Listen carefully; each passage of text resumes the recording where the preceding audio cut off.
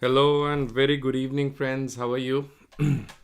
So, today we welcome you all for this next session, episode number 4, series number 4, in discussing the communicable diseases and the insect and vectors and control measures for these communicable diseases.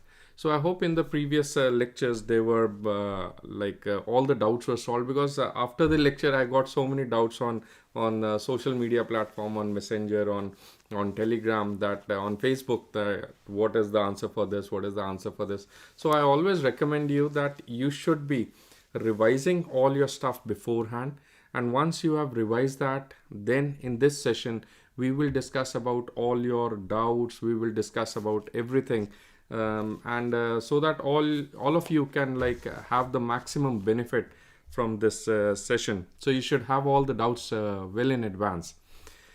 Okay, so hi, very good evening, Dr. Deepthi Varghese, Dr. Nizam, Pranav, Niveta. A very good evening to you all. So lot of Omicron scare these days, but in the end, if we have some extra time, I will be happy to discuss about what the projections are, and these endemic the pandemic is now shifting towards the endemic stage, and that's good news, and maybe the bad news also, because this infection is going to stay with us now. So anyways, let's get on, and let us start the today's session. Many of you had messaged me regarding that we are only 2 months remaining, and how are we going to study community medicine. I could not study community medicine before, and it's just only 1.5 months or some days remaining. So how should I tackle community medicine or PSM? See, I would like to tell everyone that all the updates in PSM have been dealt in your Delta videos and in the test and discussion modules, which was just very recently launched in your Marrow application. So one thing is that you have to go through that very religiously. The second point is that you also have to please make sure that you do a lot of MCQs. So this is the category I'm catering to for the students who have not studied PSM before, and that's the only subject that's one of the subjects that are left right now. So hopefully it should be the only one, and who have not studied PSM before. So you should just follow the Delta videos and do maximum MCQs. That's the only thing that you should do. Delta videos would be comprising both the things, the test and discussion, and with the Delta per se videos. In case you have completed your syllabus, then you need to go only and only with the Delta videos. You do not, and the MCQs of course, and the only thing is that you have to keep yourself updated. In Delta videos, I have just done the top cream layer. So it's very important for you to do the MCQs along with the Delta video. That is what the take home message is. So let's start the session today with the first question. I have a collection of a few MCQs, and we will be discussing those MCQs. Any doubts which you have, you're most welcome to put in the chat box. MCQ number 1 is, which of the following is not a type of indirect mode of transmission? So what do you want to say? I'm waiting for your answers. Which of the following is not a type of indirect mode of transmission? A NORCET exam, yes, definitely, because a lot of questions are also being asked from communicable disease in your nursing exams. So all the students who are appearing for the NORCET exams, you should be benefited from this series. But primarily, like if you talk about the basic stuff, this series is mainly for targeting for the NEET PG entrance exam. For nursing students, we have a separate module which will be very soon aired, maybe from next Tuesday onwards. I think it will be aired every Tuesday for the nursing students. So that's probably a good news for everyone. Pranav says, sir, I find difficulty in entomology of tick mites diagram questions. So I would like to discuss about tick mites also towards the end of the session. We will discuss that. So I'll keep that in mind, Pranav. Sir, can we rely on revision videos? Of course, Abhinav Kaushal, you can rely only on the revision videos and on the delta videos. In the revision videos, because PSM is changing every time. When we did the sessions for the main Marrow edition 5, at that time there was some updates. So I was very happy that I incorporated all the updates, and very soon I realized that new updates are there. Of course, everybody does realize that. So then we did the revision videos, and then I was very happy. Then again, while doing delta videos, I realized that there were so many updates again. So it's not that you leave around the revision and only do delta. If you have done revision videos, you should do the revision videos, followed by that you do the delta videos. Are we very clear on this, right? So please make sure that revision videos and delta videos are, yes, we have covered almost 90% of the syllabus in community medicine. So coming back to this MCQ, many of you are saying option number A, which of the following is not indirect mode of transmission? Which of the following is not a type of indirect mode of transmission? Cyclodevelopmental, droplet nuclei, contact with soil, and waterborne disease. So this is what is I always call as a googly question. You remember I always told that there's a googly everywhere. So these questions, beta, I would also like to tell you, like last time students felt of this many, like I got not many, I would say around 7-8 messages of this sort. That's why today's session was very hi-fi MCQs. Last session where we discussed all the national health programs, we discussed about the guidelines for treatment of tuberculosis, for treatment of HIV, for treatment of malaria. So I've already discussed those topics in the national health programs. See, this session I make these MCQs. So these MCQs have been freshly prepared. I have not picked them up from anywhere. It takes me approximately one full day. It takes me 7-8 hours to make these 10-12 MCQs. So I have to prepare these MCQs, and I prepare them in the sense that they are usually not very easy type of MCQs. So there will be some googly somewhere. That is what I want to say. This is a big googly MCQ. So it's a googly MCQ. Please note that the correct answer for this question is, anybody who wants to change your answer? So the correct answer is contact with soil. I know it must be sounding so bad and so not so good to you. Please note that this is the table that I've taken directly from Park textbook. The direct mode of transmission, you can have direct mode of transmission where you can have the droplet mode, the transplacental, inoculation directly over the skin. So its example is bites. So animal bites are a direct mode of transmission. Direct contact, which is contagious. And soil contact. So all the soil transmitted helminthic infections, these infections which are there in soil, they are the soil contact. So I know many times this is what is experienced from my classes. So every time in classes also, many students would just write down soil because I have told them soil. See, a question can arise out of this, that which of the following is not an indirect mode of transmission.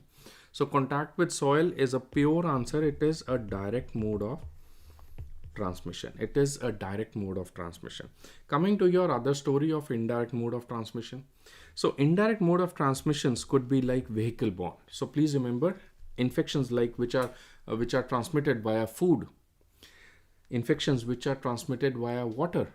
So cholera, everything which are waterborne diseases, infections which are transmitted via blood.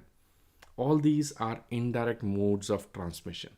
And then you have these vector-borne. Vector-bornes could be using a vector. So vector-borne transmission could broadly be classified. Vector-borne transmission could broadly be classified into like two types of vector-borne transmission. We can have a mechanical transmission or a biological transmission. We can have a mechanical or a biological. Mechanical means that, for example, with flies, with the foot pad of the fly, the infection will be transmitted. With any insects, the mechanically, using the mechanical way the infection is transmitted. So that should be categorized under what category? It is categorized under the vector-borne category. On the other hand, you can also have something called as biological transmission, where the infection will enter into the vector, into the insect, and then it will be transmitted. There are three types of biological transmission. Biological transmission can further be classified into three types. You can have something called as maybe a cyclo-developmental transmission, a propagated transmission, and third is a cyclo-propagative transmission. Are we clear with this? See how the googly plays. So cyclo-developmental transmission is what? Cyclo-developmental transmission is where there is a vector, and in the vector only one insect comes, and only one comes out in a different shape. So there is a different shape or size, or there is only development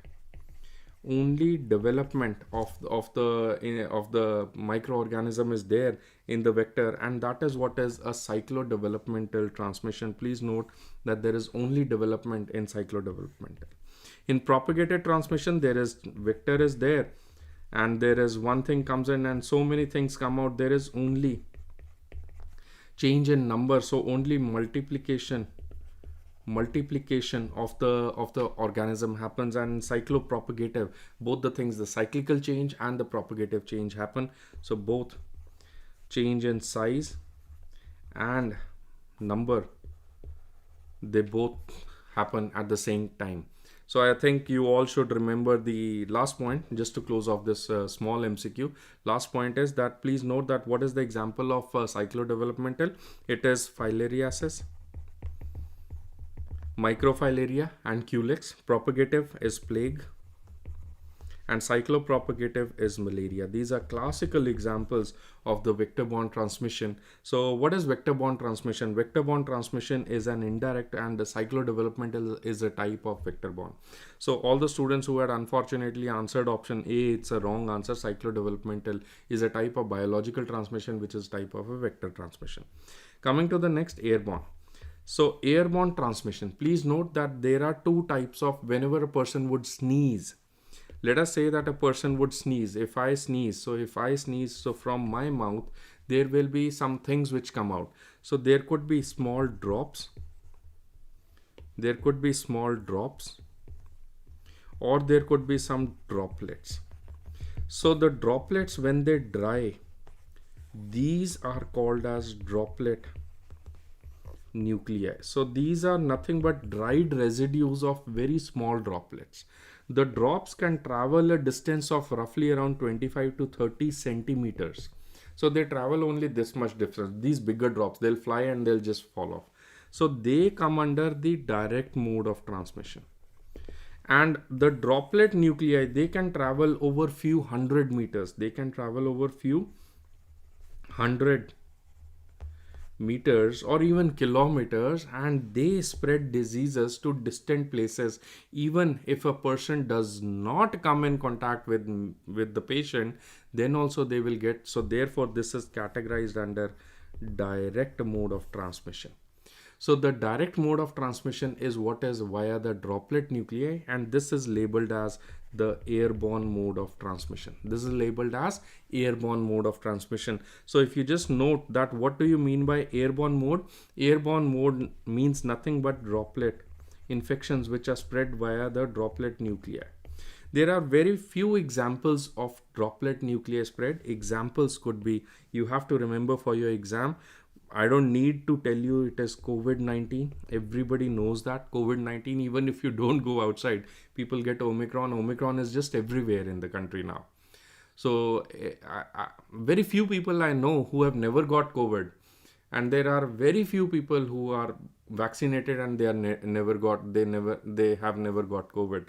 So COVID-19 Omicron is almost everywhere. It has an established airborne route of transmission. This concept of airborne route of transmission is common sense when we started with COVID-19. WHO and of course many other different authorities were saying that airborne route is not yet established, but all said and done, today everybody is on that same line of thought that yes, airborne route is there. In my lectures way back early in the phase of 2020, if you just see when we did the COVID modules, I told you that maybe airborne route is definitely there. So anyways, so airborne, please note that COVID-19 has airborne. Then you need to remember for chickenpox. Chickenpox has airborne mode of transmission. Then you need to remember measles. Then you should also remember about all the new infections, the SARS infection, the influenza viruses. So all these will show they have an airborne mode of transmission. Then is fomite, like through pen, paper, pencil, anything like this. And then is with the unclean hands. And last is with the unclean hands. So transmission via the unclean hands is also indirect mode of transmission. So what is the best answer over here? What do you think you're going to say? What is the best answer over here? What is your best pick? It is contact with soil. Any doubt if you have, anything you want to ask? Coming to the next point, all are true except for the point source, single source epidemic. So what do you think? All are true except. So you have the option as point source, single source epidemic. So which of the following is false? That's what you need to find out. I'm waiting for your answers. Anything you want to say?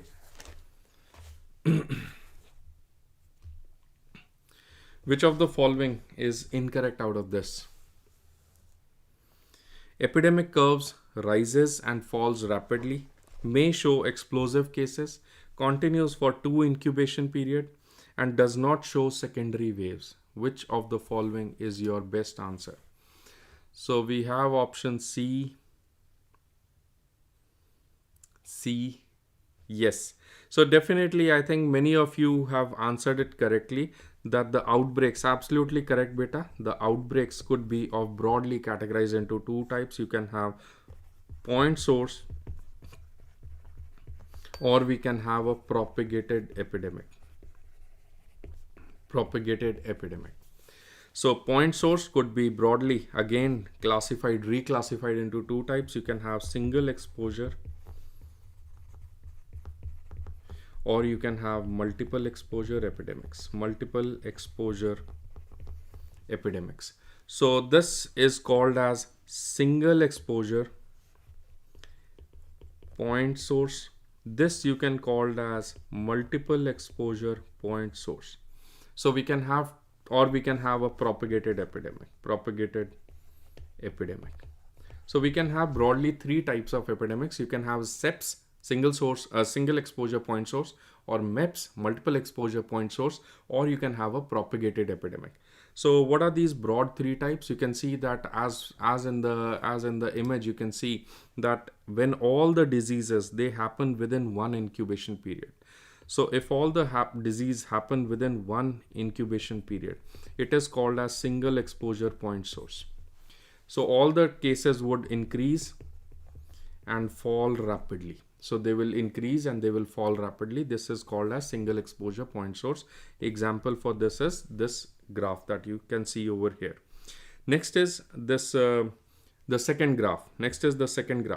Can you see the difference over here? One thing is very evident, that it is more than 1 incubation period. So the diseases are showing a hyperendemic stage.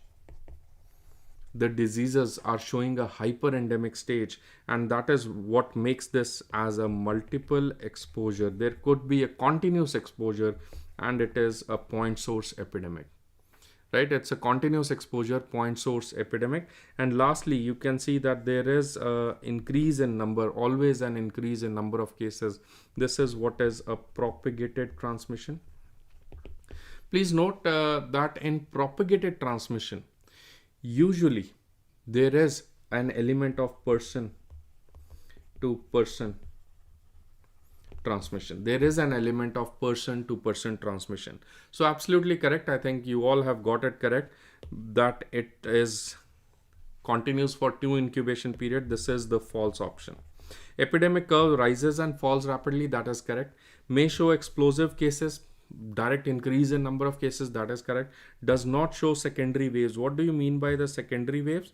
So the secondary waves, you can see that these small wavulations, can you see that these will be increasing or decreasing?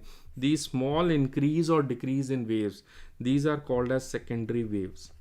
So the secondary waves are typically examples in multiple exposure point source, or they are examples in a propagated epidemic. Secondary waves, there is no secondary waves in a single exposure point source epidemic. So absolutely correct. You all have got it correct. Option number C is the best answer. Okay. Next MCQ, the prevalence of microfilariae in the population is given by. So what do you think is the best answer over here? The prevalence of microfilariae in the population is given by. What do you want to say? What's your best answer? I'm waiting for your answers. Prevalence of microfilariae. How much is the prevalence of microfilaria in the population? That is best given by the microfilaria rate, the filarial endemicity rate, the microfilarial density rate, average infestation rate. So what do you think you would like to mark over here? See, this is a 3-star MCQ for you. This is absolutely a 3 to 5-star MCQ for you. Many of you are answering microfilarial density rate. So prevalence of microfilaria in the population is given by. This can be asked in your exam about the microfilarial densities and about the microfilarial things, indicators. So please note that the microfilaria rate is the first thing. It is that out of the total percentage, I'll just read this and then you'll be able to understand it very easily, that it is the percentage of people who show microfilaria in the blood. So let us say that this is the whole town or the village. In this village, this number of people will show microfilaria, what I have covered in the blue color. So these are the people who show microfilaria. This is called as the microfilaria density, microfilaria rate. Okay. Next is, what do you mean by the filarial endemicity? So what is filarial endemicity? I'll just read it again for you. You'll understand the difference between a microfilaria and a filarial endemicity. It is the percentage. So it's the same thing, percentage of people. So it's the same thing, examined showing microfilaria in their blood or disease manifestation or both. So that means there could be some people who were like this. So they had disease only, they had only clinical manifestations, only clinical symptoms. So if you talk about both these things, both the clinical symptoms and microfilaria, this is called as the filarial endemicity rate. So please note, there is a difference between a microfilaria rate and a filarial endemicity rate. They both are taken at the population levels. So you have two indicators. One is a microfilaria rate. Second is the filarial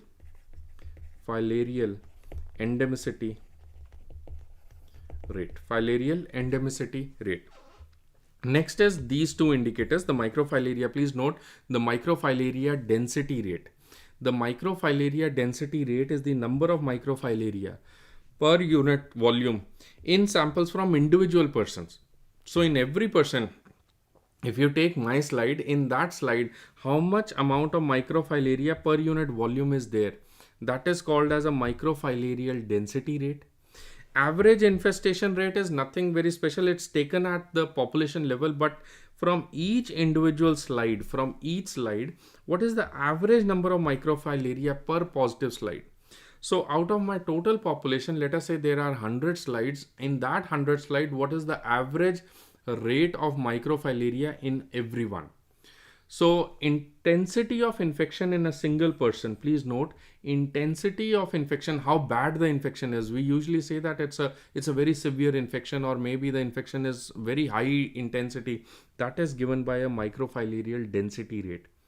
So how bad, how severe infection, severity of infection is given by the microfilarial density rate. And average infestation rate tells you about the prevalence of microfilaria, only microfilaria in the population. Many of you might confuse now with average infestation rate and the microfilaria rate. Microfilaria rate is the percentage of people showing microfilaria in the blood. Okay. Whereas the average infestation rate, it is the average number of microfilaria. So the units are different in both. They both will tell you about the prevalence of filariasis. They both will tell you about the prevalence of filariasis. This will also tell you about the prevalence of microfilaria, but the number units are different. In prevalence of filariasis, you're going to talk about percentage, how many people are showing microfilaria. 10%, 20%. Average infestation rate will tell you how much a number of the microfilaria per slide is average present. So it will also tell you about the prevalence in terms of the number of microfilaria. So that is what is a simple difference. So prevalence of microfilaremia in the population is best given by. So I think it's a direct question, direct answer. Prevalence of microfilaremia in the population is best given by the average infestation rate. Many of you would be answering microfilaria rate, but microfilaria is technically the prevalence of the microfilaria, right? It is the percentage of population, so it is an endemicity indicator. And prevalence of filariasis, right? So filariasis is different from microfilaremia. So that's how it's just a technical definition that you need to remember. So that's one reason that I chose this MCQ and discussed it live over here, that I wanted you all to understand the small basic difference between a microfilaria rate and average infestation rate. There's a big time confusion. They both are going to give you the prevalence, but prevalence of the filariasis is microfilaria. Prevalence of microfilaremia by the average number of microfilaremia in all the positive slides, that is given as the technical notion. So just remember it for your exam. This is taken from MMFC. These are some flashcards which will be available to you. These are already available to you. They have been updated in the Telegram groups and in your Facebook groups, social media groups from time to time. So there are around 1,000 plus flashcards that I have, which are for your preparation. So, and it is directly taken from Park, so you can very well rely on this. So please note that this can be your MCQ. Okay, so the best answer over here you would like to mark is the average infestation rate. Next MCQ, which of the following is the correct statement for Ankylostoma duodenale?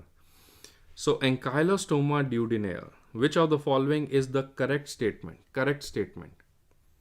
What do you think you're going to answer? Which of the following is the correct statement for Ankylostoma duodenale? So it lays 2,000 eggs, 200,000. So it is 2 lakh eggs per day. Damp sandy soil is preferred for the larva survival. Lifespan is 6 to 12 months in humans, and embryonated eggs are the infective stage. So which of the following is the correct answer? Correct answer for Ankylostoma duodenale. What do you want to answer? I'm waiting for your answers. So let's see if anybody's got it right. Which of the following is the correct statement for Ankylostoma duodenale? So what is Ankylostoma duodenale? It is a type of hookworm. It is a type of hookworm.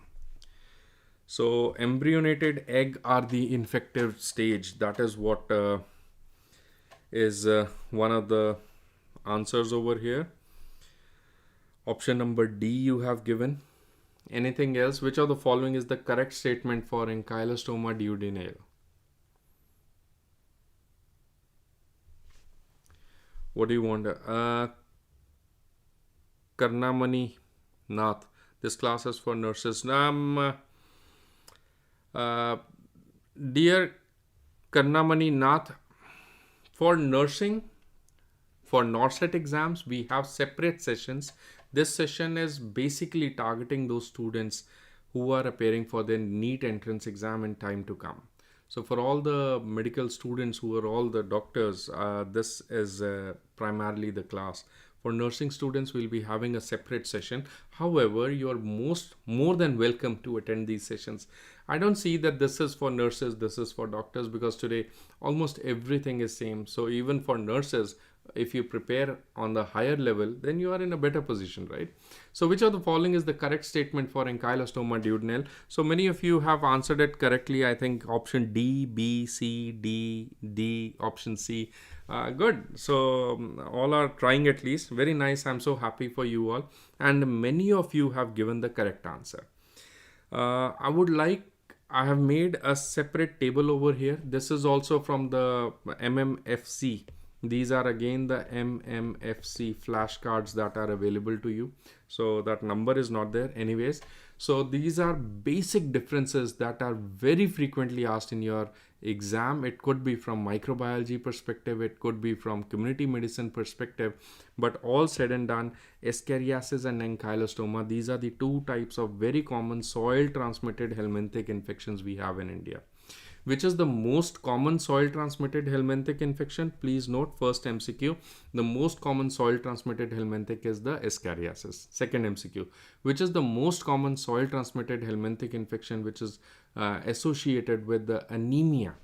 With anemia, it is hookworm infection. Not only ankylostoma but also Necator americanus, which is again a type of a hookworm infection. So these are very frequently asked MCQs. Next, if you just see the adult worm size, the size of the adult worm, the Escherichiasis are definitely very important. It's a 5 to 7 star MCQ topic for you.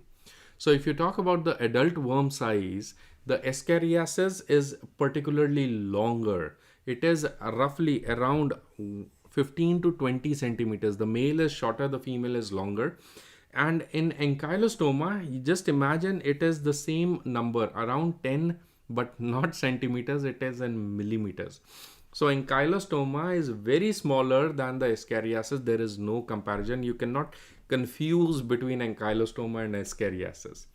There's no way that if I show you Escherichiasis and ankylostoma, you get confused that what is this. Escherichiasis is way longer.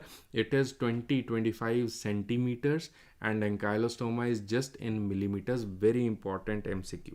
Next, if you see about the eggs, the Escherichiasis, that's how I have remembered. It's a bigger thing, so of course it's going to lay huge number of eggs. They lay roughly around 200 to 250 lakh eggs. 200,000 to 250,000, like 2 lakh to 2.5 lakh eggs per day. That's how I have remembered. Escherichiasis is a bigger thing, so you have the bigger number of eggs.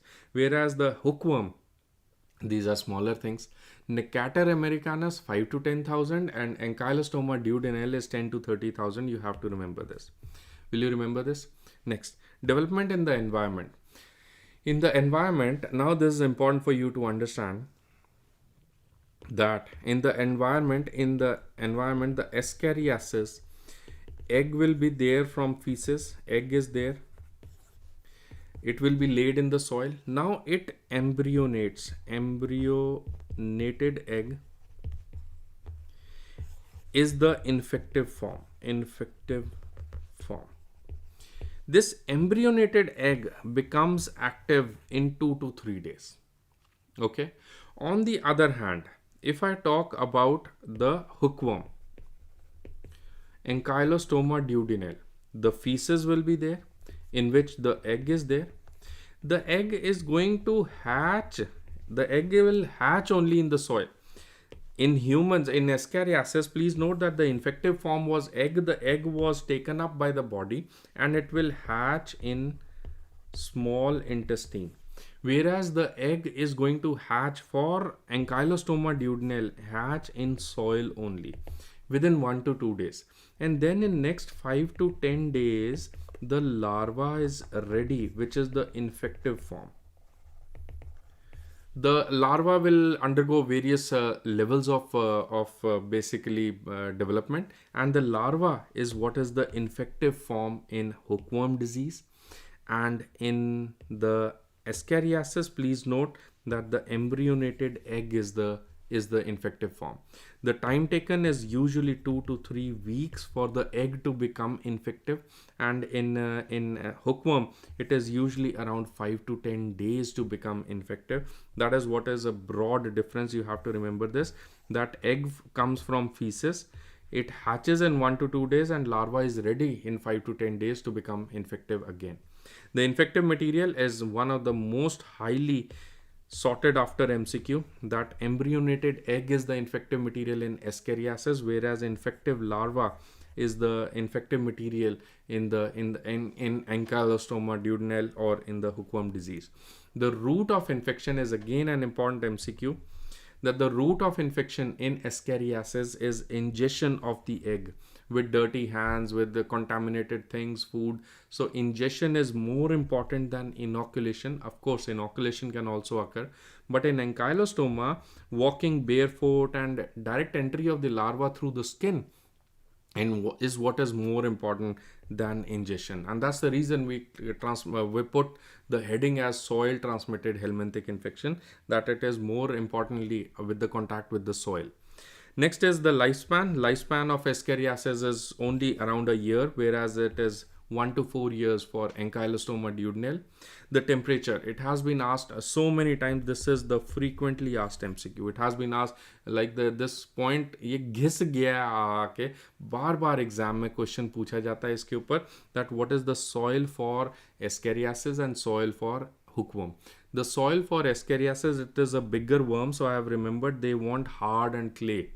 So it's a bigger worm, they want a hard and clayey soil, whereas the Ankylostoma, these are small things, they want something porous, something sandy and something soft. These are small worms. So soft, porous, sandy soil is for hookworm, and bigger worms, they will require clay and a hard soil. So these are broad differences that you can be asked many times about Escherichiasis and Ankylostoma. So which of the following is the correct statement in Ankylostoma duodenale? What do you think you're going to answer over here? Which of the following is the correct statement for Ankylostoma duodenale? Talking about the number of eggs per day, this is true for Escherichiasis. Damp sandy soil is preferred for larva survival. This is for hookworm. So absolutely correct. This one is the correct answer. Next, inline, lifespan is 6 to 12 months. That is again, I told you, for Escherichiasis. Embryonated eggs are the infective stage. This is also true for Escherichiasis. So which of the following which of the following options you're going to mark it correctly for Ankylostoma duodenale? You're going to mark the damp sandy soil is preferred for the larva survival. Coming to your next MCQ. A 45-year-old forest officer reports to your OPD with a bite from wild dog. He shows that the record for his previous pre-exposure prophylaxis with 3 doses of Vaxirab given as intradermal just less than 3 months ago. So within 3 months, this person was given a pre-exposure prophylaxis. Which of the following is the appropriate management plan? Only ARV is required, only the anti-rabies vaccine, only RIG is to be given. Give both RIG and ARV both to be given. Only wound management is to be done because it is within 3 months ago. So what do you think you're going to answer over here in this question? What do you think you will answer in this question? This is regarding a very frequently, this is again a 5-star MCQ for you. So only wound management is required. Okay, only wound management. See, I told you, I'm going to throw googlies for you. You can remember this by heart. Everybody answering D. Everybody answering D. Everybody answering D.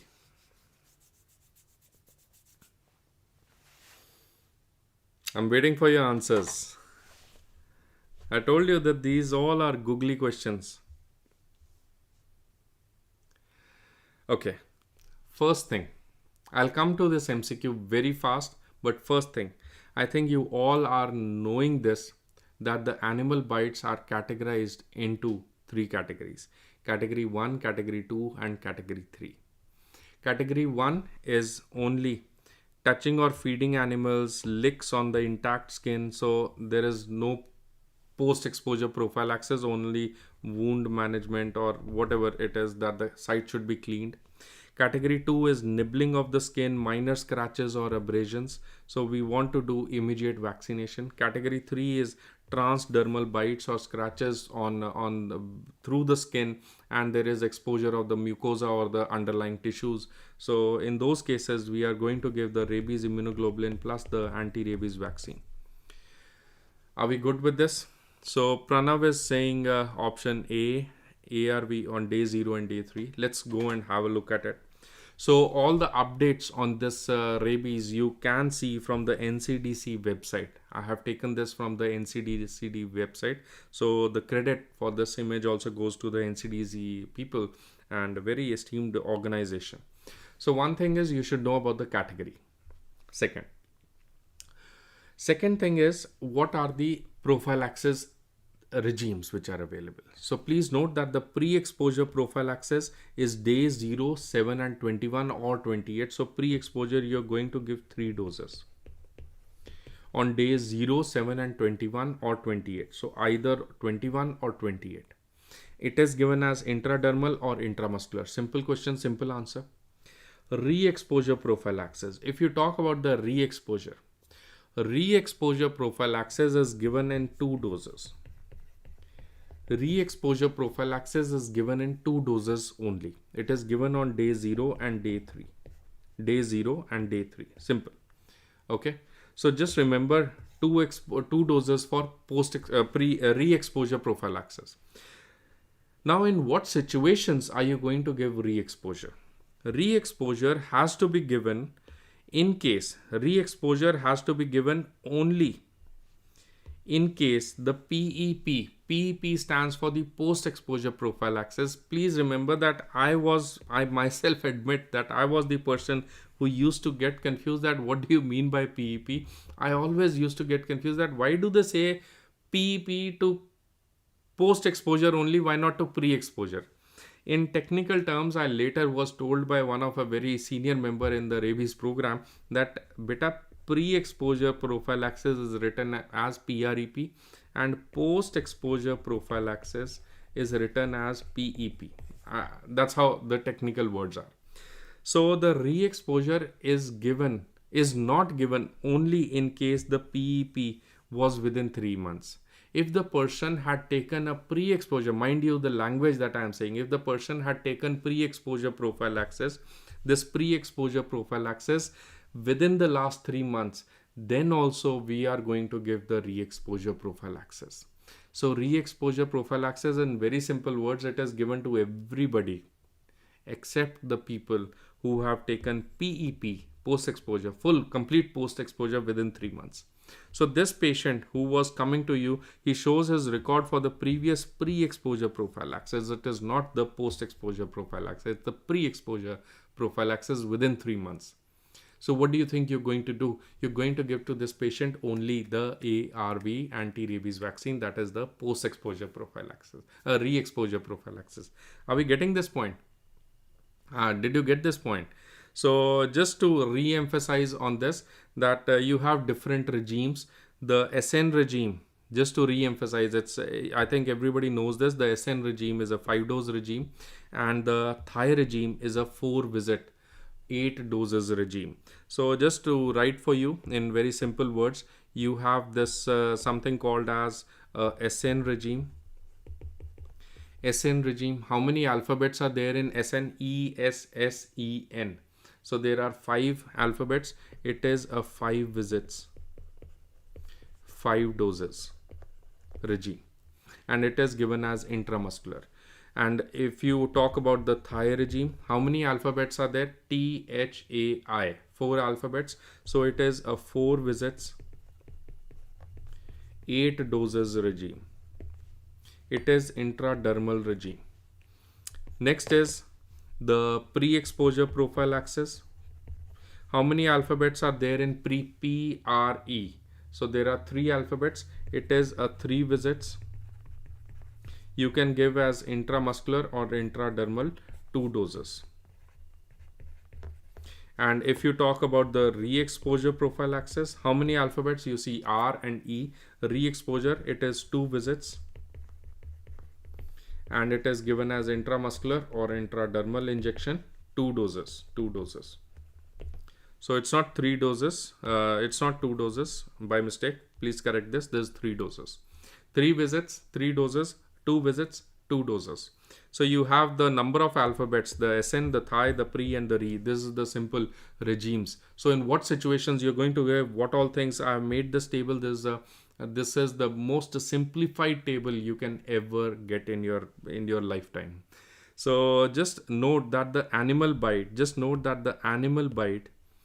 Follow this table and it will make your life super duper easy.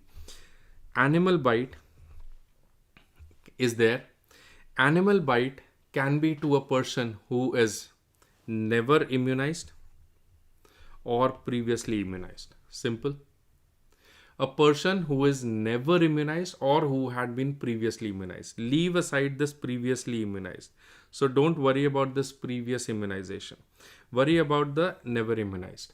If a patient was never immunized, you are going to give them full post-exposure prophylaxis either using SN regime or using the Thai regime, whatever it is, plus you are going to give them rabies immunoglobulin. Okay, to all the category 3. Rabies immunoglobulin to all the category 3, and in case the patient is immunocompromised, then in category 2 and category 3 we are going to give the rabies immunoglobulin. Done.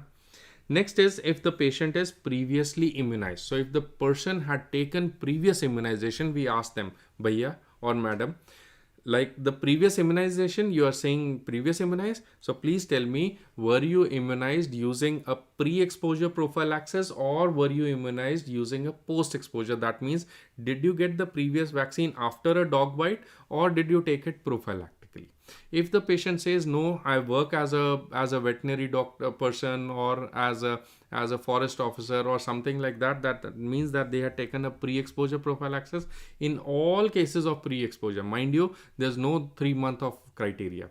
In all cases of pre-exposure prophylaxis, we are supposed to give them a re-exposure prophylaxis on day 0 and day 3. No rabies immunoglobulin is required. Okay. Now, in case the patient had taken a post-exposure prophylaxis, he told you that I got a dog bite just last 2 months back, or I got a dog bite last year, or I got a dog bite 10 years back. So whenever you have got it, if the dog bite was there within 3 months, you must have taken the vaccine within 3 months. If the dog bite was more than 3 months, you must have taken the vaccine after more than 3 months, right?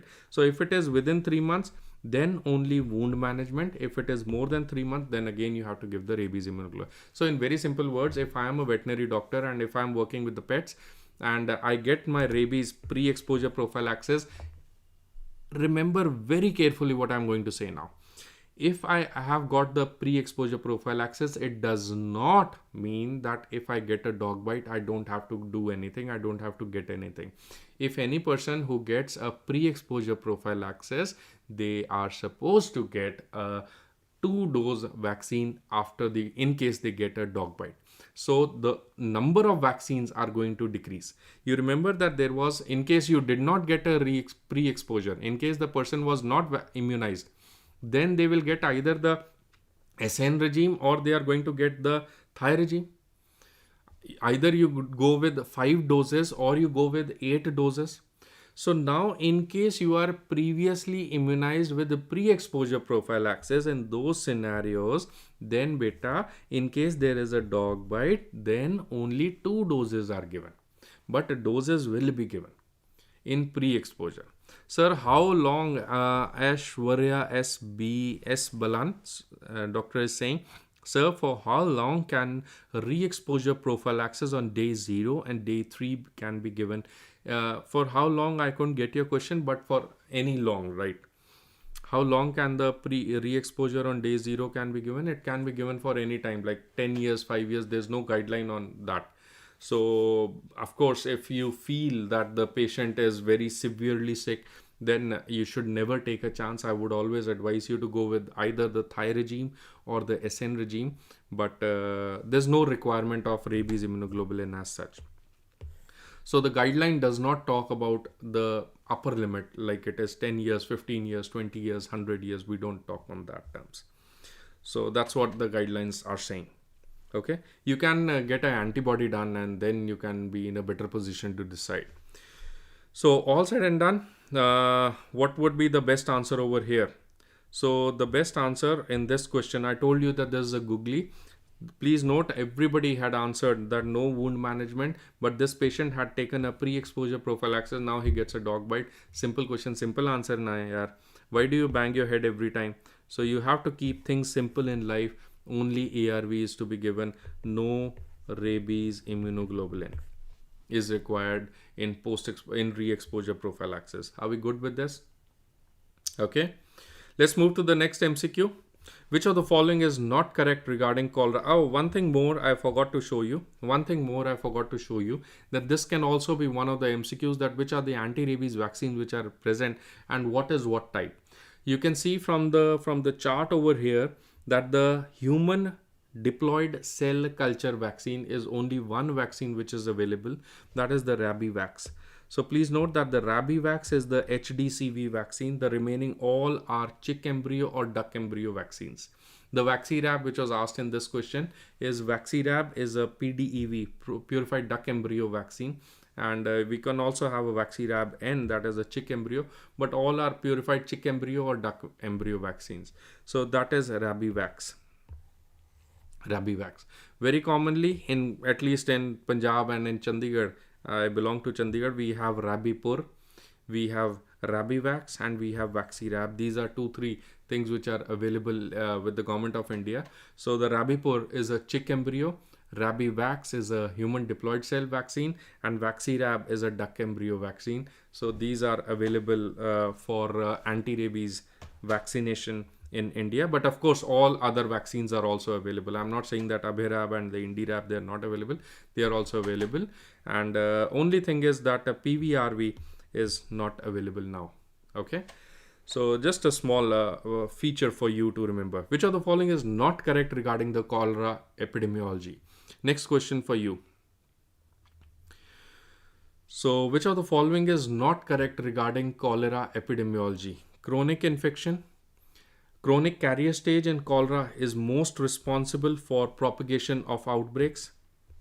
75% of cholera infections are asymptomatic. Transmission among the contact is mainly responsible for the tail of epidemic, and mass chemoprophylaxis is not recommended. What do you think you're going to answer?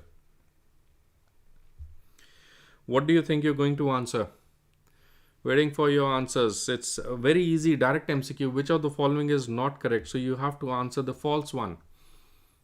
Simple. I don't think you need to apply your brain on this question. It's a very easy question. Which of the following is false? See, let us start from below. Mass chemoprophylaxis for cholera is not recommended. A very important point, that what is the chemoprophylaxis drug of choice? What is the chemoprophylaxis drug of choice? We give tetracycline. It is recommended to very close contacts and healthcare workers who are at risk. So very close contacts, healthcare workers who are at risk. So again, this question is a googly question. It's again a googly question. So coming back to the story, mass chemoprophylaxis is not recommended. Drug of choice is tetracycline, close contacts and to healthcare workers. Mass chemoprophylaxis is never recommended because there are a lot of carrier stages. So mass chemoprophylaxis is not recommended to everyone in the population. This is true option. This is not the correct. Which of the following is not correct? You're going to find the false one, right? So D is unfortunately the wrong answer. All those who are answering D option right now, that's the wrong answer. Beta, it's not D option. Let's come to the C option. Transmission among contacts is mainly responsible for the tail of epidemic and the force of infection. It has been seen that with the cholera, let us say that there's the outbreak of cholera. Outbreak starts. So let us say that the number of cholera cases, they increase. Very sharp increase in cholera cases is there.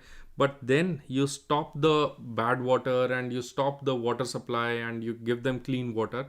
Then the cases ideally should decrease. but in real life they do not decrease, they keep on hanging. It is very difficult to control a outbreak of cholera. Why is it difficult to control the outbreak? Because the tail of the epidemic is there. In cholera we have something called as the tail of the epidemic. The tail of the epidemic is because of transmission among contacts and convalescent carriers.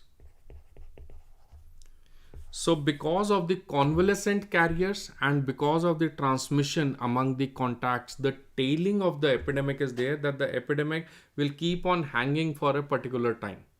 Please note this, please remember this, please try to understand this, that it is difficult to contain and to control a simple outbreak of cholera because of something called as the force of infection, or there is a tail of the epidemic which is mainly because of the transmission among contacts. So this is also a true option. You cannot mark this as the false option. Next is about 75% of the cholera infections are asymptomatic. That is definitely true. Most of the cholera infections, they are asymptomatic. Chronic carrier stage is most responsible for propagation of the outbreaks. Answer, this is false. Chronic carrier stage in cholera is a rare option. Absolutely correct, Nivetha. So Nivetha has answered it very nicely and appropriately. Very nice.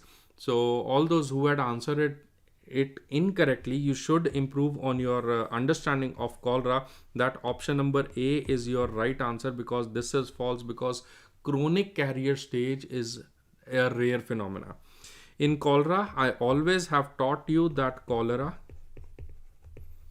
has incubatory carriers, it has convalescent carriers, it has healthy carriers, and it has chronic carriers. So cholera carriers could be of these types. You can have incubatory carriers, convalescent carriers, healthy carriers, chronic carriers. A very 5-star MCQ for you. That the incubatory carriers, these are going to stay for around 1 to 5 days.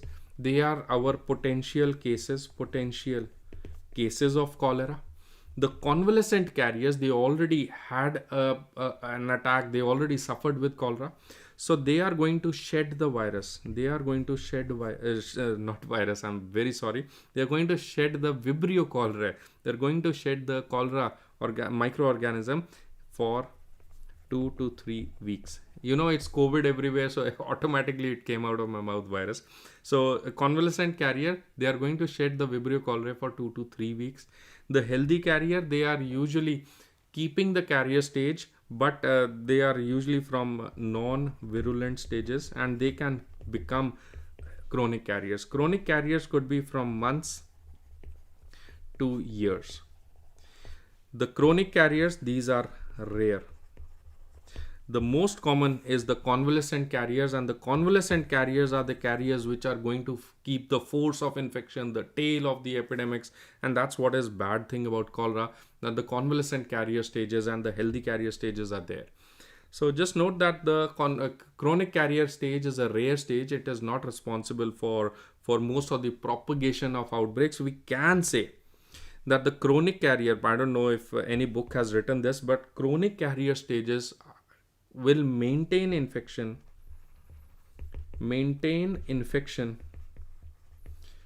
during inter-epidemic time.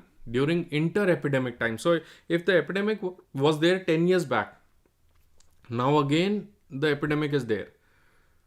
So how is it that the cholera was reintroduced in the community? So probably we say that it could be because of the presence of the chronic carriers. So chronic carriers may be maintaining the infection during inter-epidemic stages. That is what is important for you. So absolutely correct. I think this is an important MCQ, and this becomes a googly MCQ for everyone, that the chronic carrier stage in cholera is most responsible. This is rare. It is responsible for the inter-epidemic periods, and all other options are the correct options.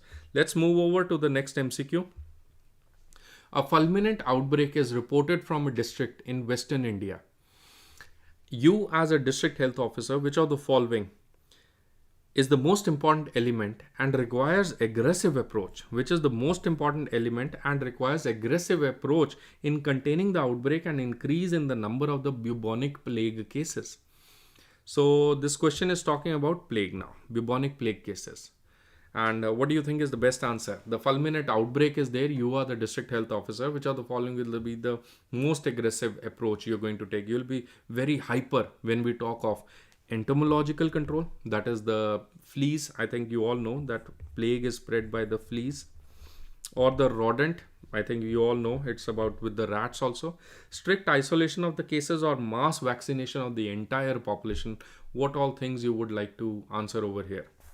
I'm waiting for your answers, so you're free to answer. It's open for discussion now. So, strict isolation of the cases. Okay. Many of you are answering C. Mind you, again, this is a googly MCQ. This is a googly MCQ for you again. Think, and maybe if you want to change, you're free to change. It's your chat box. So in case you want to change it, it's your chat box. Everybody going with C. Why do you think it's always C every time? In the previous question you had that googly with the C.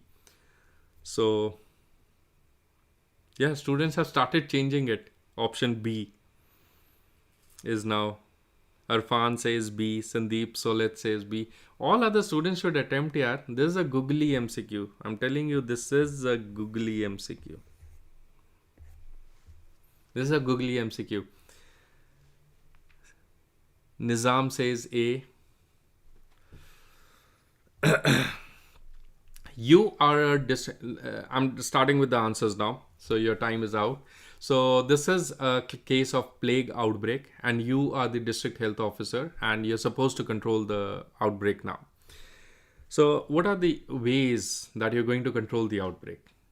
All the credit to this topic goes to Park textbook, edition 26, page 338. I've taken the whole question from there.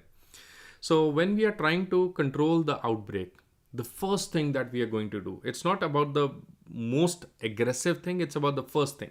Simple basic thing is that when the outbreak has started, outbreak is there. You start with the diagnosis of the cases. That is the first step. Very important. You have to start with the diagnosis of the cases. Then you start treatment of the cases. Then you start with the treatment of the cases. The treatment you are going to give them streptomycin. Streptomycin can be given in plague. We can also give the tetracyclines. We can also give them gentamicin, sulfonamides. All these are the treatment modalities. So you're going to treat the case, you're going to diagnose the cases, and then you're going to treat them. As far as isolation is concerned, MCQs now. Your MCQs start now. As far as beta the isolation is concerned, isolation is most important for pneumonic plagues. Most important for pneumonic type of plague. But pneumonic plague per se, it is a rare type of outbreak. Pneumonic plague is a rarer outbreak. Most common outbreaks will happen with the bubonic plagues. Bubonic plague is very common compared to the pneumonic plague. Isolation is more important for the pneumonic plague compared to the bubonic plague. This question was asking you about the bubonic plague. So isolation can be done, but isolation is not strict isolation for the cases because bubonic plague has a very less chance of transmission from person to person. So bubonic plague isolation is not very important. If you talk about the isolation modalities, you already know that the incubation period for pneumonic plague, it is very fast, 1 to 3 days. Whereas for septicemic plague or for bubonic plague, it is for 2 to 7 days, right? So pneumonic plague spreads very fast, and very important is to isolate the cases in case of a pneumonic plague. So that's about the isolation. Coming next to is disinfection. There should be disinfection of the articles, of the things that the plague patients are using, and there should be safe disposal of the dead bodies. That's obviously there. Now you already know that the rats will be there. So rodent control is very important. You already know that rats will be there, and rodent control is very important. MCQ over here is that death of rats is usually the earliest sign of outbreak to happen. So outbreak will happen, and the earliest sign is death of rats. Now, rodent control is very important, but much more important than that is the entomological control. You have to control the fleas. This is the most important. This is the most important step to stop outbreak. You want to cut the chain of transmission. You want to cut the chain of transmission. To cut the chain of transmission, you have to do a flea control. Most important, aggressive approach is the flea control. Mind you, aggressive approach is always the flea control. If you stop the fleas from coming to the humans, we do a lot of DDT sprays. We use DDT sprays, we use BHC. So flea control is one of the most important would be flea control. For flea control, we use DDT. We use 10% DDT or a 3% BHC. These are used for the flea control, and that's one of the most important steps. As far as the vaccine is concerned, what is the name of the plague vaccine? Anybody who would like to answer it, please write it in the chat box. So as far as the plague vaccines are concerned, the vaccine is a half-kind vaccine, modified Socky vaccine. So it is a Socky modified half-kind vaccine. So this is given in 2 doses. Usually around 0.5 to 1 ml of dose is given with a gap of 7 to 14 days. And in the vaccine, it is a kind of effective vaccine. I won't say it's a very effective vaccine, but the problem with the vaccine is, like, of course, it's not a problem. It's the factor with the vaccine is that the vaccine immunity starts after 5 to 7 days. So that's about the vaccine. So vaccine is not at all effective during the outbreak. So once the vaccine outbreak is going on, if you give the vaccine, it's not going to help. So that's what is the best answer. Like mass vaccination for entire population, this is not done because you don't do it. Isolation of the cases is not important. Rodent is important. Entomological is important. Which is the best and the most aggressive approach? Answer has to be entomological approach. The best answer is the flea control is the best thing. So Socky modification, Nivetha says, Sibisai says, absolutely, we love you. Best answers. Thank you so much for answering it. And good answers. Let's move to the next MCQ. The best answer over here is entomological control. Which of the following is not a major route for transmission of leptospirosis? Which of the following is not a major route for transmission of leptospirosis? So what do you think you're going to answer right now? Direct contact, ingestion, droplet, or vector-borne? So which is not a major route for transmission of leptospirosis?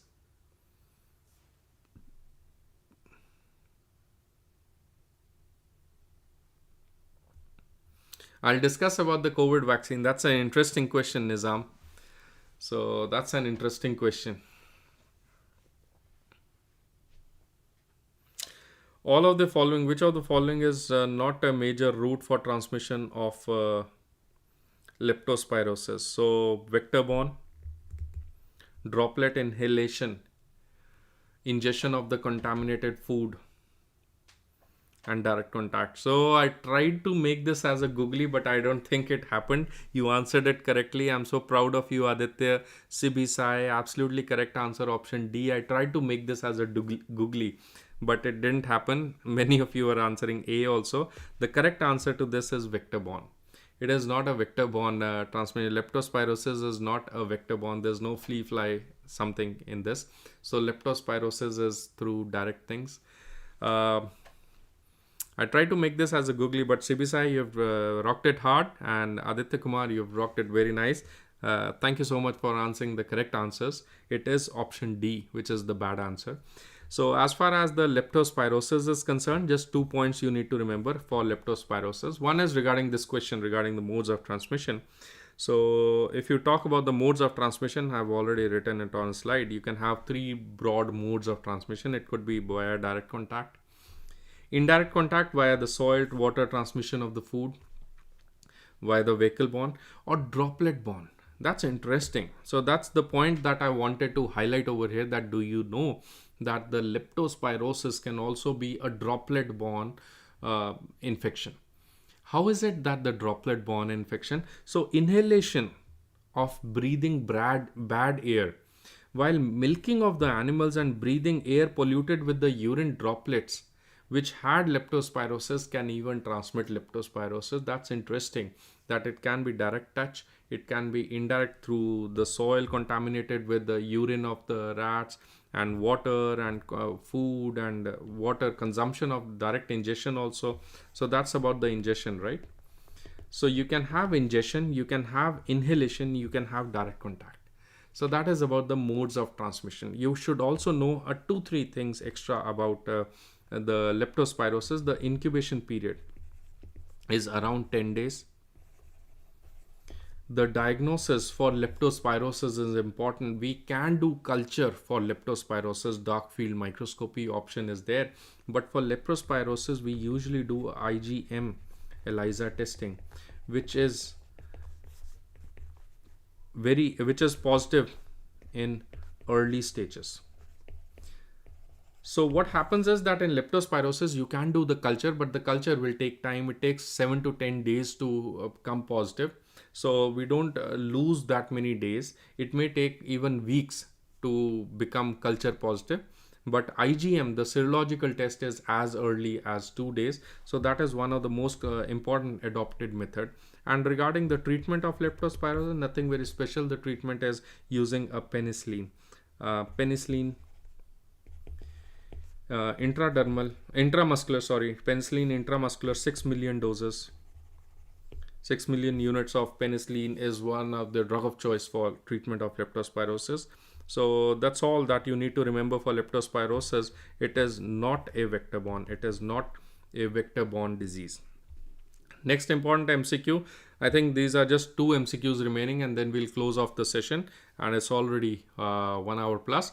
A 4-year-old girl is brought to OPD with moderate dehydration and loose stools for 3 days. She was reported to be healthy and normal development before this episode. The choice of fluid for management is, I know this is more so of a pediatrics MCQ, but that's how it is. That's how community medicine is. Which of the following is the best fluid you would like to give to the child over here? We will give a Rhizomal solution, or a standard hypoosmolar ORS, or a glucose ORS, or F75 starter feeding formula. So what do you think is the best answer over here? What is you going to mark as your best answer? Rhizomal solution, standard hypoosmolar solution, glucose ORS, or F75 starter feeding formula. What is your best answer? Exam का tension आ रहा है, NEET PG 2022. हाँ, that's obviously there. तभी तो मैं यहाँ पे बैठा हूँ, एग्जैक्टली इसी रीज़न के लिए. So Aditya Kumar says A, Nizam says A, Raja Deepan B, Achhan Khan B, Deepti Varghese says B. Good. Thank you so much for answering. You all are highly interactive today as compared to the last session. So probably because communicable disease you have studied everywhere. You studied in pediatrics, you studied in medicine, you studied in microbiology, you studied in pharmacology, and again now in community medicine you're studying it. So nobody is answering D. We have Phantom Doc answering D. Sankalp Puri says A. Sibisa is A. See, I wanted to give you a googly question. This is a googly question. This is my double googly question. So it is a googly question. So nobody wants to go with C or B. Do you have any C's? No, nobody wanted to go with C. Okay, a standard hypoosmolar solution, F75. Kashif Pathan says A, Pranav says A. Good, you guys are answering, very nice. So this was a googly question back again. Uh, Look at this table right now. Comparison of the formulations for oral rehydration solution.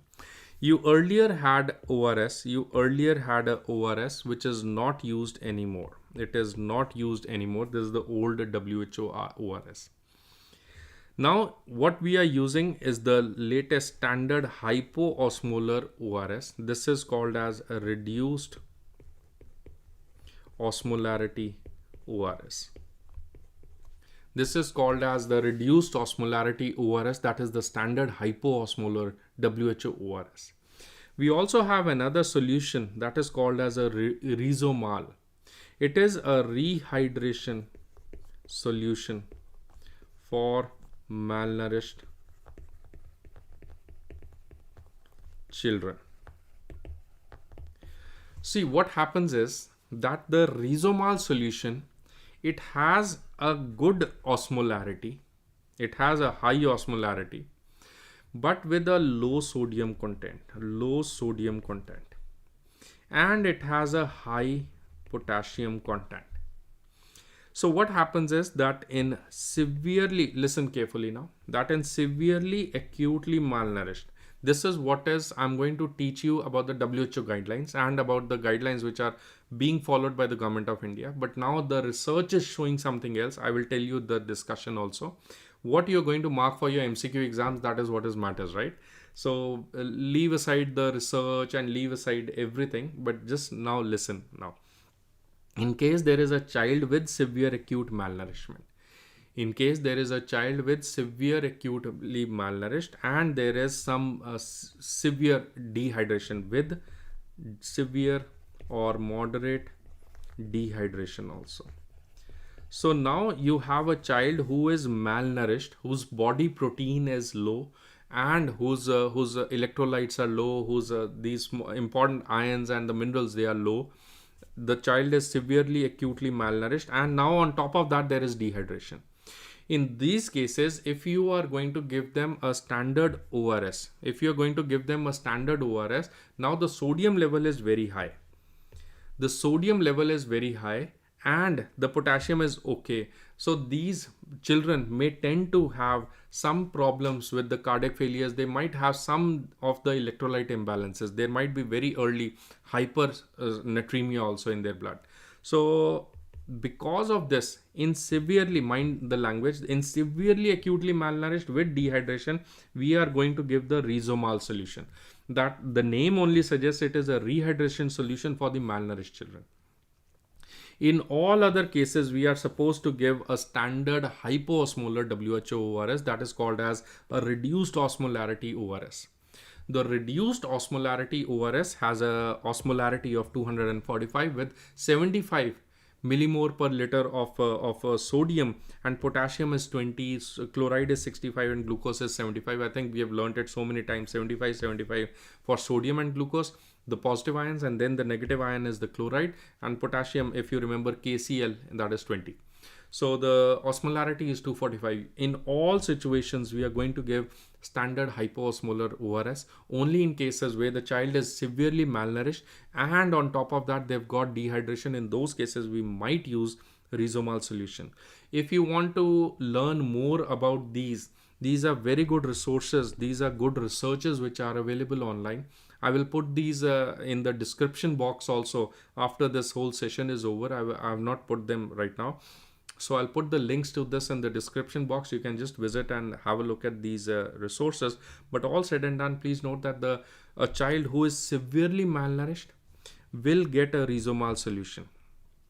Right? So absolutely correct. That's what is sudden correction of hyponatremia leads to pontine melanosis. So that's one of the dreaded complications that we have.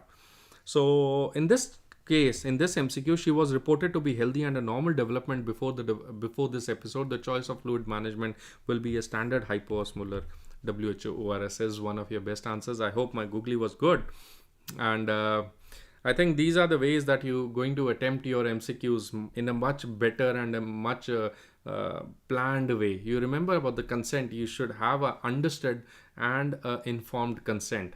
So you should always understand when you are answering the MCQs. That is going to help you in a very long way.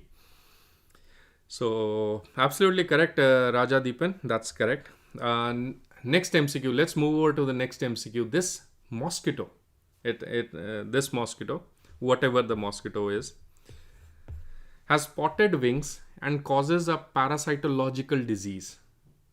All of the following are other features of this mosquito except. So the mosquito has spotted wings and causes a parasitological disease. All of the following are other features of the mosquito except. So which mosquito are we talking of? We are talking of which mosquito? We are talking of our favorite parasitological disease. Which mosquito are we talking of? So I'm waiting for your answers. This mosquito has spotted wings and causes a parasitological disease. What mosquito are we talking of? Please write down in your chat box. Options given are breeds in clean water, has boat-shaped eggs with lateral floats, eggs are laid in cluster and rafts, the larva does not have a siphon tube.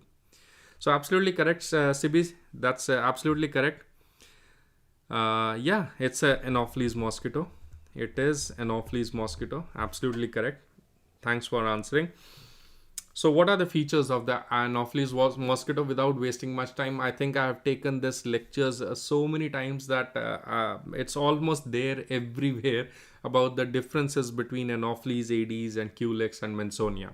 So I've not intentionally covered Mansonia over here because that's not something which you would like to remember and attend in a live session. If you want to learn more about entomology, please go to your respective mobile apps. In case you are a nursing student or paramedical student, you need to go with the Nursing Next Live app. And in case you are a doctor over here who's preparing for your NEET PG entrance exam, you would be happy to go and look into the Marrow application. Anyways, coming back to the story, please remember this is a 7-star, 5-star MCQ. Almost in every 8 out of 10 exams, 8 out of 10 exams will have a question on the mosquito. Anopheles mosquito, please note, breeds in clean water, Culex in dirty polluted, Aedes in the artificial water. The egg in the Anopheles is a boat-shaped egg. It is single. Anopheles is the one which has a single eggs. Other will have clusters. So the rafts is for Culex, and cigar-shaped elongated eggs. They could be eggs which are single. They could be eggs which are in clusters. But the cigar shape of the egg is particular to Aedes. The boat-shaped egg is particular to Anopheles, and rafts is particular to Culex. The larva, if you remember, please note that the Anopheles is without a siphon. The adults, if you see, all other will have siphon, right? Siphon is present in both of these. The adults for Anopheles, the flight range is 1 to 2 kilometers and it sits down in an inclined position. And it has beautiful spotted wings. Whereas if you talk about the Culex, Culex has big wings, and because it has bigger wings, it will have a very long flight range. And it sits down in a hunchback position. The head is down, the tail is down on the surface, right? So, and if you talk about the Aedes mosquito, the adult flight range is only 100 meters. It lays parallel to the ground. It stays something like this, parallel to the ground, to the surface, parallel to the surface. And there are stripes on the body, and that's the reason we call this Aedes as a striped mosquito or a tiger mosquito. The Anopheles has a boat shape, it breeds in clean water, there's no siphon, and these are very important features that you would like to remember for your exam. Ultra important features. So I think if you've got this question right, you are done with the questions on mosquito, if you would have answered it correctly. Absolutely correct. I'm so proud of you, Raja Deepan, Rajendra. So these all are correct answers. Anopheles mosquito, and the Anopheles breeds in clean water, that is correct. Has boat-shaped egg with lateral floats, that's also correct. The larva does not have a siphon tube, that is also correct. The eggs are laid in clusters and in rafts. This is pure for the Culex mosquito and not for the Aedes mosquito. This is the false option. So I would like to mark this option. All of the following are other features of the mosquito except eggs are laid in clusters and in rafts. That's your best answer over here. So I think that's your best pick over here. This is a small table I prepared just now for you guys. So you can just take a screenshot of this, and you can always credit me for making this table. Thank you so much. And this is a table, and it is having all the most of the questions from the vector and what disease which can be asked. You can take a snapshot of this and keep it safe with you, and it might be helpful for your exams. Many times students have taken this very seriously with the heart, that sir, you wrote by mistake KFD 2 times. No beta, KFD is not written 2 times. KFD has important like the vector is both the text, the hard text and the soft text. Similarly, some people say that the relapsing fever is written 2 times. Relapsing fever is a louse-borne, and it is also in some areas it is tick-borne. Next is, some people say that sir, Q fever, you told in your lectures that Q fever does not have any vector, but right now you're writing Q fever with the soft text. So no controversy beta. Q fever may sometimes have a vector. If the vector is there, it is a soft text. Usually Q fever does not have any vector. It is because of the inhalation or a direct contact. So Q fever does not have a primary vector, we could say. Next is Cyclops. Cyclops over here that I have written over here, Cyclops transmits these disease. It actually transmits, but it is one of the intermediate host. Cyclops is intermediate host for the dracunculosis or the guinea worm disease, and Cyclops is also the intermediate host for the fish tapeworm. So these are some of the points you would like to remember, and for your entomology from the vector and the disease. Just I think last question now, the duration of action of DDT is up to. What do you think? Duration of action of DDT is up to 6 weeks, 6 months, 12 months, 3 months. No googly, direct question, direct answer. So this is just one more question we can discuss after this in case we have got time and in case you want to. So last question before we close off this whole topic on today's lecture on communicable disease. Duration of action. I'm waiting for your answers, beta. So duration of action of DDT is up to 6 months. Duration of action of DDT is up to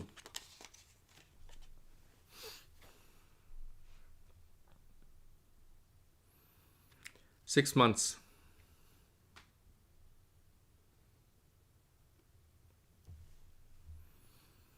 Okay, everybody goes with 6 months. Yeah, okay. Just a brief 2-3 points about this very commonly asked insecticides, that is dichlorodiphenyl trichloroethane, that is the DDT. This is the insecticide that is in question, DDT, that is DDT. So DDT is usually, what is the dose of spraying or giving or is having DDT sprays? The dose is 100 to 200 milligram per square feet. If we make a suspension, 5% suspension of DDT with at the rate of 1 gallon spray per 1000 square feet, this will be equal to a dose of 100 to 200 milligram of DDT per square feet. So if you put 1 gallon DDT 5% suspension spray and 1000 square feet, that is what is going to give DDT. DDT is a white powder type substance. However, you can make a suspension, that is a liquid, or you can make a dust. So it is sprayed both in dust forms and in spray forms, both forms. So DDT is very commonly used, was very commonly used across the country, but DDT has a problem. It has a big problem of biomagnification. It enters into the food chain. So for those reasons, we have something which are the safer insecticides. Very important out of this is malathion. The dose is same as DDT. It is 100 to 200 milligrams per square feet. It is 100 to 200 milligrams per square feet. If you talk about abate is nothing but Temifos. And Temifos is at this rate of 1 part per million in water. Temifos can again be sprayed. You can put it in as granules, and you can do it, right? So very importantly, they will ask you many times. They ask you like malathion and abate, in what category do they belong? So I have taken this image over here from the conceptual review of PSM authored by me, and the third edition, page 293. The most frequently used insecticides are these categories. These are called as the contact poisons. So I don't want to go into details over here. You also don't go into detail. Just remember that both malathion and abate, abate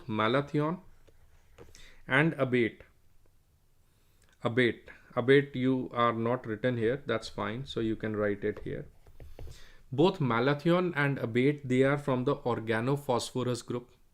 The organochlorine group gives us the DDT. Very important, you have to remember this. The only known stomach poisons are Paris green and sodium fluoride. So just remember about DDT, BHC, lindane, malathion, abate. Will you remember this for me? Next is, I would like you to remember about tetramethrin, deltamethrin. These are synthetic pyrethroids. Just remember these. So whatever I have highlighted, I'm going to highlight right now. So deltamethrin, tetramethrin, then you have malathion, abate, DDT, BHC, lindane. So these are the ones that you need to remember for your exam, along with Paris green and sodium fluoride. These are the stomach poisons. So just remember that the most importantly used are the contact poisons, which are the synthetic ones. Then you have the synthetic pyrethroids, stomach poisons, which are used very commonly in the insecticide preparation. So the best answer over here, the duration of action for DDT, you all have correctly answered it. There was no doubt in this, that the duration of action is approximately 6 to 8 months. But maximum, if they ask you maximum effect of DDT is till this time. Okay, maximum effect is till 6 to 8 months, but the effect may last even up till 1 to 1.5 years also. So some residual effect of the DDT may even last up till 1.5 years, but that's only in a rare certain situation. That's just for point for you to understand. For your MCQ exams, beta, you have done it nice. It is 6 months. The duration of action technically we say is till 6 months. Last MCQ, I think that will close us off. Which of the following is the rodenticide? Everybody should know what are the rodenticides. Rodenticides means which are the chemicals which are going to kill the rodents, the bigger ones. So don't answer abate over here. Abate is a wrong answer. Can you think of something else? Phosphorus, carbaryl, or pyrethrum? So which of the following you would like to answer over here? I'm waiting for your answers. Which of the following is a rodenticide? Which of the following is a rodenticide? Any inputs from your side? Last MCQ, which of the following is a rodenticide? Phosphorus, absolutely correct. I think I wanted to make this as a googly, but you all have answered it correctly. So phosphorus is your best answer. Phosphorus is your best answer over here. It is not carbaryl. I wanted to make this as a small googly, but you've done it nicely. Thank you so much for answering it correct. It is phosphorus. If you would like to remember all the rodenticides, you cannot remember all these rodenticides, right? So just remember that in India we are using very frequently zinc phosphide. I have made this in 3 colors because these are which require less supervision. They require moderate attention or supervision, and they require a high degree of supervision and control. So these are highly toxic. So these are highly toxic. So absolutely correct. In India, we are using zinc phosphide. In some areas, phosphorus is also used. Then sodium fluoroacetate is also used. So you have, and norbromide. Sorry, we forgot about the norbromide. So these are the most commonly used rodenticides. Out of this, zinc phosphide is most commonly used rodenticide, which requires lesser supervision. It requires lesser supervision, but all the other ones are also there, which require moderate to high degree of supervision. Carbaryl, pyrethrum, abate, these all are examples of insecticides. These all are examples of insecticides. I think you might find carbaryl somewhere here in carbamates category. So can you see carbaryl? Carbaryl, Propuxer, these all are in the carbamates category, so they all fall under the category of insecticides. Carbaryl is not a rodenticide. The rodenticides are something which are more toxic. The rodenticides will be something which require more degree. They'll kill the organism much faster. So with that, I think we are done with the whole discussion on this, and this is just a brief. I wanted to share with you. I don't know how many of you would be interested in knowing this, that about the COVID-19 pandemic. Many students have asked me like, what is happening? Like, do we have more? Will we have more peaks? Peak 4, peak 5, peak 6? Will we have these waves, different waves coming in? So if you just go to the if you just go to the our world in data, and if you just see about this graph, it's a beautiful depiction. It's from United Kingdom as such, but there are different countries. They've even talked about Spain. They've even talked about Germany. So they have taken this as the 100%, and then they have taken that as the standard, and then over time they have seen that whether the cases have increased or decreased. So can you see that the patients hospitalized, the confirmed deaths and the ventilation patients, they have gradually decreased over time. But I do agree that the number of cases have increased over time, but this is going to show you endemic nature. There is no chance that there is increase in the hospitalization or confirmed deaths or the ventilation have increased. No, they have not. So initially we had a severe wave in year 2020, but now probably because of herd immunity or probably because of the effects of vaccination, the chances of the severe cases of COVID-19 have gradually decreased. We now have different cases, but these, we all know that the severity of the cases is particularly mild, and they are not so much affecting in terms of the hospitalization or deaths or severe ICU admissions. So it's a interesting research that they had taken this as standard. So they have taken this as 100%, and then they saw that based on this peak, what is the status of the cases today. So if the cases are more, that is more. If the cases are less, that is less than 100. So that's an interesting research they had done, and in fact that's an interesting way to portray this whole story. But now it just points out that we have moved over probably from a severe disease and in a pandemic stage towards a more endemic kind of stage, and probably it's going to stay with us. So all said and done, any doubts you have, you're most welcome to ask. Please shoot any of your doubts or anything you want to ask now. Any doubts you have? Sir, tips for writing PSM answers during prof exams. Beta, if you are appearing for your prof exam, CBSI, in your professional exams, the examiner has read PSM from Park textbook. They have read community medicine from Park textbook. Whatever lectures are there in Marrow, you are supposed to follow these lectures very religiously. There's nothing beyond the lectures which can be asked in your exams, because I have taken almost around 6 to 7 reference books which are available in India for making these lectures. So you can just refer to these lectures as one of the standard reference lectures. After doing these videos, you do your Park textbook and you just see what all topics are there. In your exam, you use the knowledge from the lectures and you use the topics from the Park textbook. Did you get this point? That you have to write the headings in form of Park, but the understanding should be from the lectures. Huh? If you do that, that will give you a very beautiful platform on which you can put your preparation for your next exams very nicely. That is what I always tell. Sir, why COVID vaccines during outbreak? COVID vaccine is known to, if a disease is happening, beta, if you have read about the propagated epidemic, I told you that the disease is going to increase, and definitely the disease is going to increase, and definitely it will decrease after some years, maybe some months or years. It has to decrease. It doesn't kill the population. So in what situations is it going to decrease? The question I'm addressing is Dr. Nizam Khan's MCQ question, that why COVID vaccine during outbreak.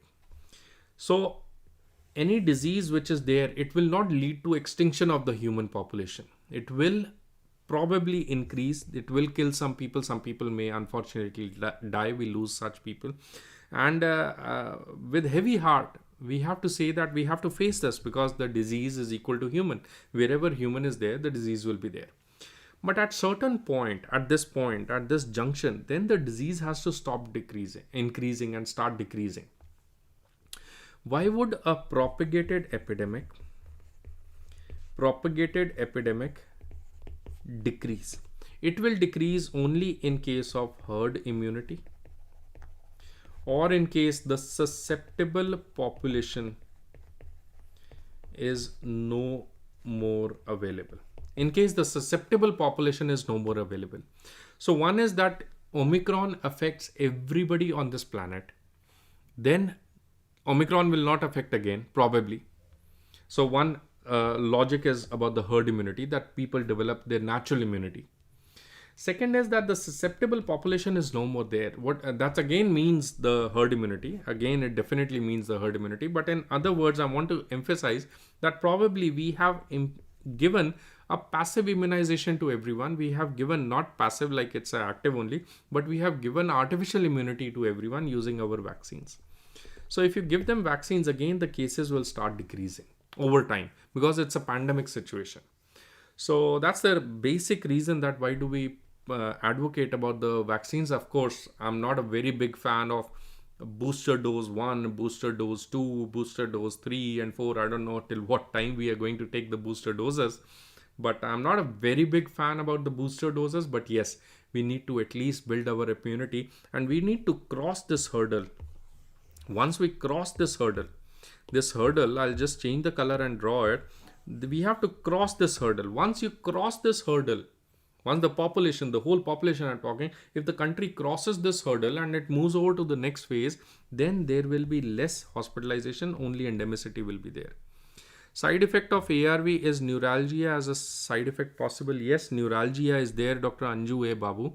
In fact, I don't know, like I'm not anti-vaccines and not even like very against the vaccines, but there have been typical side effects seen with the Covishield vaccine and with the Covaxin also. But with the Covishield vaccine, there have been cases of some cases where there has been neuralgia. There has been a rare effects like maybe Guillain-Barré syndromes, or maybe inflammation of the spinal cords is there. So we don't know many things about the effect of these vaccines, but all said and done, these are like established effects, side effects which have occurred. And of course, I think we all know about the vaccine-induced thrombocytopenic purpuras and the thrombocytopenias which happen and induce thrombosis. So thrombotic thrombocytopenias have been also reported, VITTs, with the Covishield vaccines. So that was regarding the COVID-19, and hopefully we should see a better future and a better tomorrow. Any doubts if you have, you're more than welcome to ask me on the Telegram group. So I try to be as active as I can on my Telegram channel. Every day you are asking me so many doubts on my Instagram. So my Instagram is now flooded with all your doubts. I would humbly request you that please post the doubts, not in my personal chats. It's like I'm getting around 100 plus messages every day. It's not possible for me to answer each one of you. because we have other works also. So I humbly request you that please join this Telegram group, and you are free to answer ask any question on Telegram, and I can answer it. Of course, you are already a part of our superb Marolinks group, where all the esteemed faculties are there, and I'm also available. So you can, if you're using Facebook, you can definitely use this Marolinks group to ask me any type of doubt, any questions you have. Or my personal group, Facebook page and Instagram, I've kept it only for like updating you all. So it's not a channel where I'll be interacting, but yes, I'll be putting some updates all the time on my Facebook page and on my Instagram channel. You can download some of the resources from our websites, that is mukhmohit.com and psmsimplified.com. So thank you so much for spending time with me and listening to Community Medicine. I wish you all a very best of journey and a very superb preparation for your coming exams. See you next week, next Thursday at the same time. Take care and bye-bye.